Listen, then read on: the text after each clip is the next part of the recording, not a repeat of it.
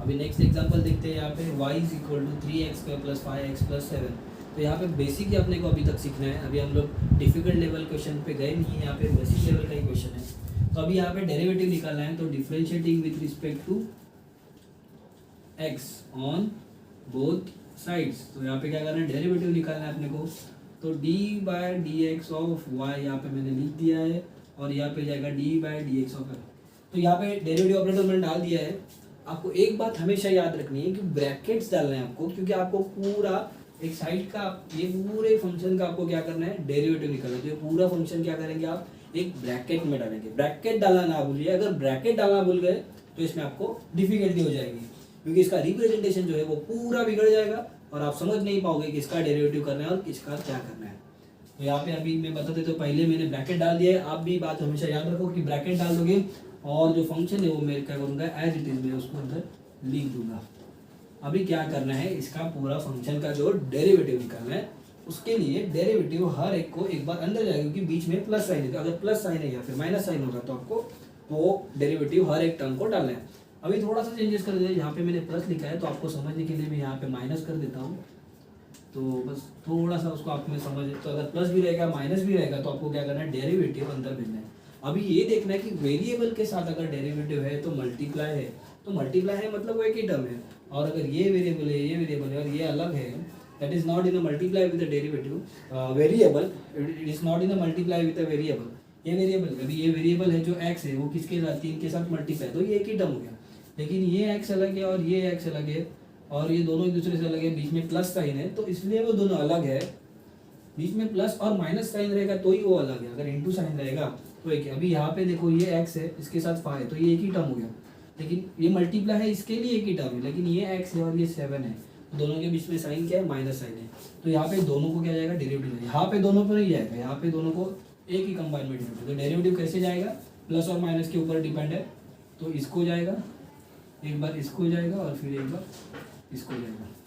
तो बहुत ही सिंपल है। अभी बस आपको उसको फॉर्मेटिंग अच्छे से रखना है। तो d/dx ऑफ, यहाँ पे पहला आएगा 3x² plus d/dx of 5x। यहाँ पे मैं ब्रैकेट डाल रहा हूँ, अभी भी आप देख सकते हो d/dx ऑफ 7।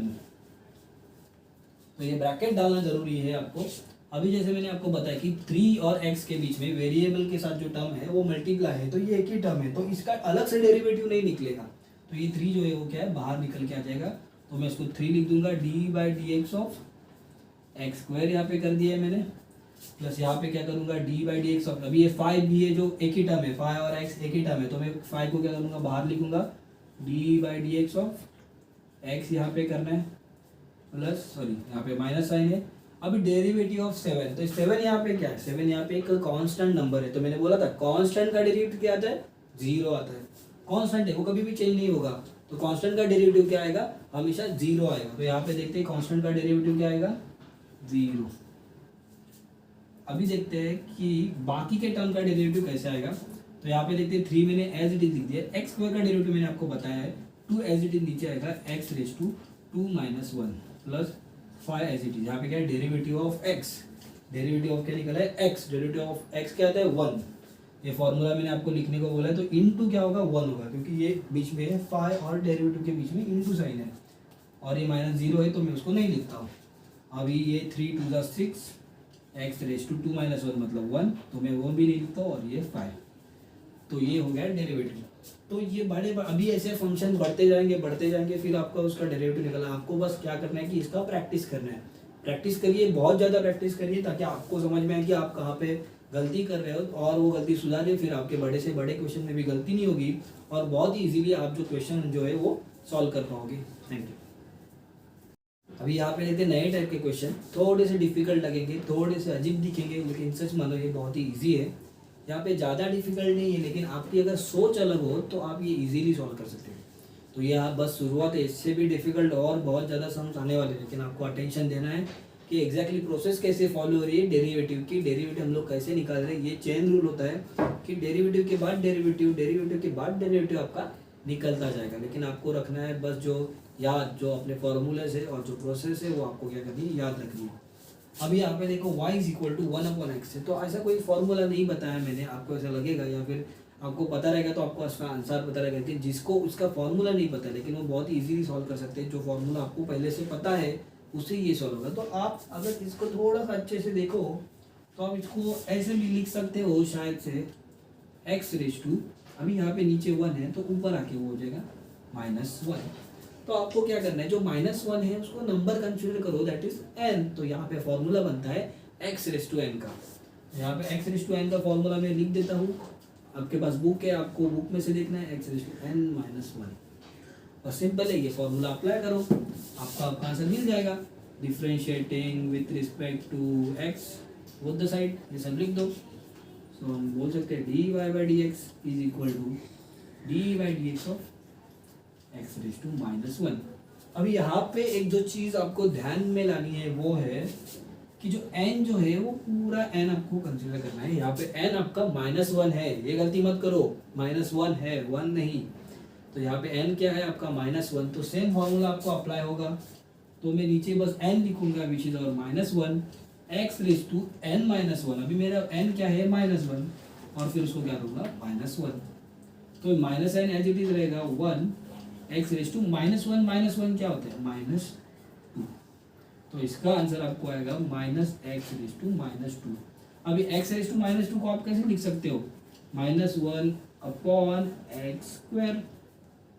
हो गया ना, ये सिंपल है, बहुत ही सिंपल है, यहाँ पे आपको ज़्यादा दिक्कत नहीं आएगी, बहुत ही ईजी है। लेकिन ऐसे टाइप के क्वेश्चन आप डेली सॉल्व करते रहोगे तो ये आपको बहुत ही नॉर्मल या फिर यूजुअल लगेगा, कि आपको ऐसा नहीं लगेगा कि ये थोड़ा डिफिकल्ट लग रहा है या फिर थोड़ा अजीब लग रहा है, तो ये आपको टेंशन नहीं आएगी। बस आप एक बार सॉल्व कर लोगे ऐसे बहुत सारे क्वेश्चन तो आपको ईजी लगेगा। अभी यहाँ पे देखो, थोड़ा सा दिमाग आप लगा सकते हो, आपको यही फॉर्मूला से सॉल्व करना है, ये मैं हिंट दे देता हूँ, ये फॉर्मूला में उसको कन्वर्ट कर लो तो आप क्या करोगे, उसको इजीली सॉल्व कर पाओगे।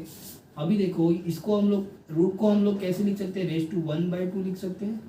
ये जो रूट रहता है उसको हम लोग लिखते हैं (1/2), हाफ, हाफ।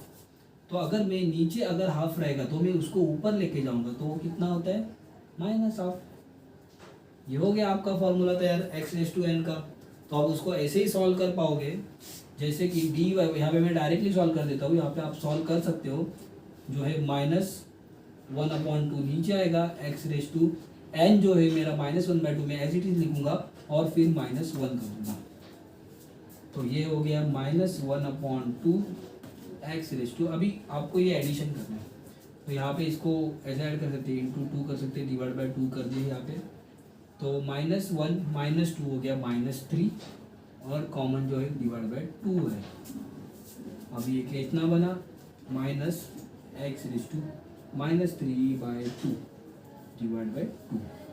तो इसको आप ऐसे भी लिख सकते हो, -1/2 × x⁻³ बहुत ही सिंपल है, आपको वैसे ही ये भी सॉल्व करना है। अब x³ को ये फॉर्मूला में कन्वर्ट करना है, तो इसको कैसे लिख सकते हैं, x⁻³ तो नीचे +3 था उसको मैं ऊपर लिख लिया, तो रेस टू में क्या हो गया -3 हो गया। तो बेसिक फार्मूला है। अभी इसको क्या ये फार्मूला लग जाएगा, इधर यहाँ पे n लिखूंगा, n क्या है मेरा -3 x⁻², n जो है मेरा -3 है उसको -1 कर दूंगा, तो ये क्या बनेगा -3 x⁻⁻1 -3 कितना होता है -4 होता है, डिवाइड बाय कुछ नहीं है।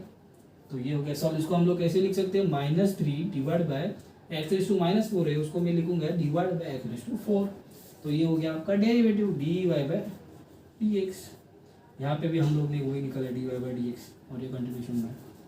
तो ये कुछ बेसिक सम्स थे जो हम लोग ने देखे थे। अभी हम लोग डायरेक्टली प्रॉब्लम स्टेटमेंट देखेंगे जो कि आपके एक्सरसाइज में लिखे हुए और थोड़े डिफिकल्ट सम रहेंगे, तो वो हम लोग नेक्स्ट लेसन में या फिर नेक्स्ट वीडियो में देखेंगे। तब तक आप इसकी प्रैक्टिस करो। इसके बारे में कुछ भी और डाउट हो तो हम लोग को कमेंट में ज़रूर बताना। Thank you.